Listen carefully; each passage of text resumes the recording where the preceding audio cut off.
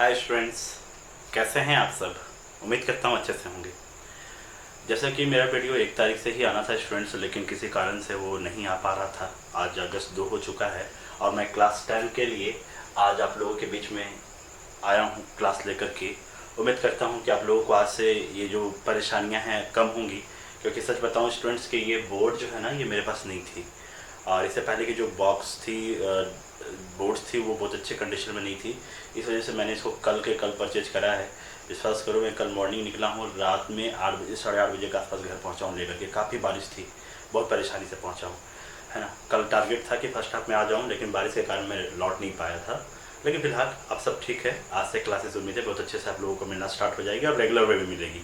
तो चलिए स्टूडेंट्स, आज के क्लास को हम लोग बहुत ही रोचक तरीके से बनाने का काम करते हैं। और जो भी परेशानियां हों, आप मेरे कमेंट सेक्शंस पे ज़रूर से ज़रूर पुट करें कि सर ऐसी परेशानी आ रही है, कुछ टेक्निक्स में कुछ चेंजेस चाहिए होगी, उसमें भी आप बात कर सकते हो। मतलब जो भी आपको इस वीडियो से रिलेटेड आपको लगे कि हाँ ये चीज़ें हमें रिक्वायरमेंट की है, वो चीज़ें आप हमसे डिमांड करो। मैं फुलफ़िल करने की अपनी 100% देने की कोशिश करूँगा।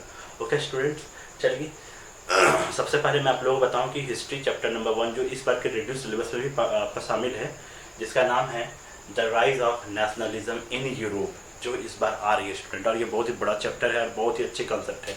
सबसे पहले मैं ये बताना चाहूँगा कि ये वर्ल्ड हिस्ट्री का पार्ट है। आप लोग जो 9 में देखे होंगे कि जो 9 और 10 का है, लगभग वर्ल्ड हिस्ट्री लगभग सेम सेम है। कुछ कुछ इंडियन हिस्ट्री भी रहती है हमारी, लेकिन मैक्सिमम आपको वर्ल्ड ही कंसेप्ट में पढ़ाई करनी है ना। तो इसमें थोड़ा सा घबराना नहीं है, बस इंडियन कंसेप्ट को थोड़ा क्लियर रखिए, ज़्यादा अच्छे से आपको समझ में आएगा। और वैसे मैं इसको कोशिश कर रहा हूँ कि जितने भी इजी तरीके से इसको मैं आपके सामने रख पाऊँ रखूँगा, ताकि आपको समझने में किसी तरह की कोई परेशानी ना आ पाए। चलिए स्टूडेंट, लेट अस स्टार्ट। हमारा पहला टर्म है rise of nationalism in Europe. एक वर्ड यहाँ पे आप लोग नोटिस कर रहे हैं स्टूडेंट्स, नेशनलिज्म। नेशनलिज्म वर्ड जो है अपने आप में बहुत ही इम्पॉर्टेंट, बहुत ही बड़ा वर्ड है ना। ये नेशनलिज्म, जिसको हिंदी में कहते हैं राष्ट्रवाद। क्या कहेंगे इसको? राष्ट्रवाद।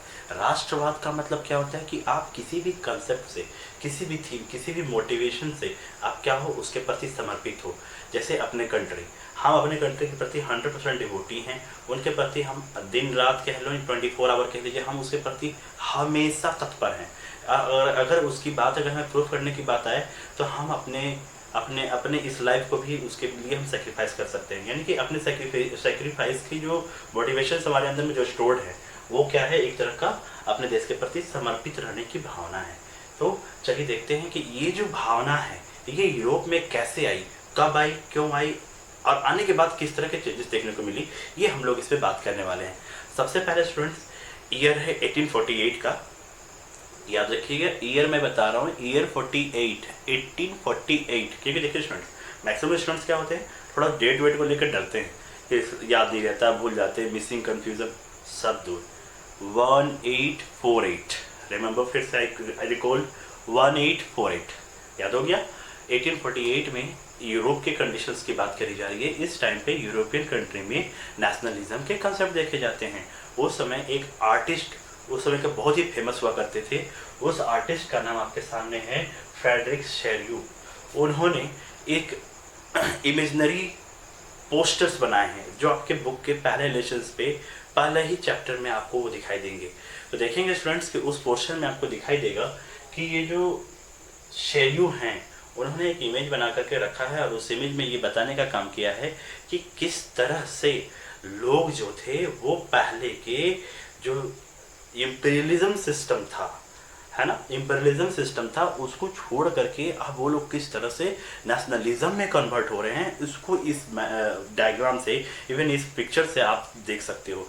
इन्होंने शेरयू ने इस फिगर को 4 पार्ट में डिवाइड किया है, और उन्होंने स्टेप बाय स्टेप में उन्होंने बताने का कोशिश करा है कि किस तरह से लोग जो हैं पहले के जो सिस्टम हैं उन चीज़ों को छोड़ करके अब नए कंसेप्ट को अपनाने के लिए मोटिवेटेड हो गए हैं। सबसे पहले स्टूडेंट्स, आप लोग जानते होंगे कि क्लास 9 में आप लोगों ने एक चैप्टर पढ़ा होगा जिसका नाम था फ्रेंच रेवोल्यूशन।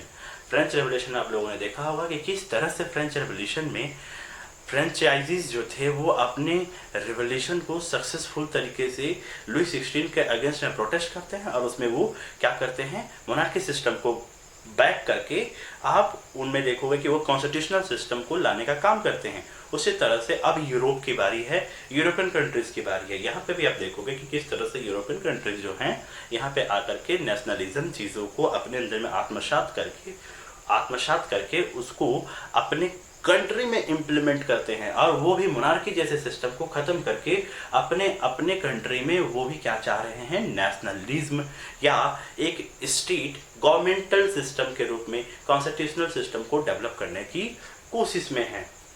तो चलिए बताऊं मैं आप लोगों को, जो फ्रेडरिक शेरियू हैं, जो उनका जो कंसेप्ट है इस बुक में, ये हालांकि एक आर्टिस्ट है ना, बहुत ही फेमस है, जिन्होंने डेमोक्रेटिक एंड सोशल रिपब्लिक के थ्रू उन्होंने ये बताने का काम किया है कि लोगों का जो उस समय का जो माइंड सेट था वो किस तरह से हो चला था। यानी कि वो जो बर्डन झेल करके आ चुके थे इम्पीरियल सिस्टम का, उन लोगों ने क्या करा था, अब उन चीज़ों से उन्हें अब फ्री होने का मन था। उन लोगों को ये पता चल चुका था कि उनका क्या राइट है ना, किस तरह से वो अपने आप को फ्रीडम मेंबर्स के रूप में प्रेजेंट कर सके। इन चीज़ों को उन्होंने बहुत अच्छे से फील कर रखा था, इसलिए उन लोगों ने क्या करा कि अब जो सिस्टम है उसमें चेंजेस लाने की सोच ली, है ना। तो इसी सिस्टम में आप देखो कि ये शेड्यूल हैं, वो पोस्टर में ये शो कर रहे हैं कि एक लंबी सी लाइन है, उस लंबे लाइन में देखोगे कि सबसे पहले यूएसए है जो एक रिप्रेजेंटेटिव के रूप में है। वहाँ पे देखोगे उसके पीछे और भी बहुत सारे कंट्रीज़ के मेंबर्स हैं। और हाँ, उनकी एक खास बात है, वो एक स्टेचू के पास जा रहे हैं और वहाँ पे आप देखोगे कि उस स्टेचू के दोनों हाथ इंगेज हैं, है ना, दोनों हाथ में किसी न किसी तरह का ऑब्जेक्ट्स है। ये मैं बता दूं कि एक तरह का अगर ऑब्जेक्ट्स के रूप में देखा जाए तो एक हाथ में आप देखोगे कि एक घोषणा पत्र है। एक घोषणा पत्र का संपर्क जो है, एक घोषणा पत्र का जो मीनिंग कह सकते हैं कि वो उसमें एक तरह का जो ह्यूमन राइट्स है ना, ह्यूमन राइट्स है, उसके बारे में बताने का कोशिश किया गया कि आप किस तरह से इस चीज़ को देख सकते हो। ओके।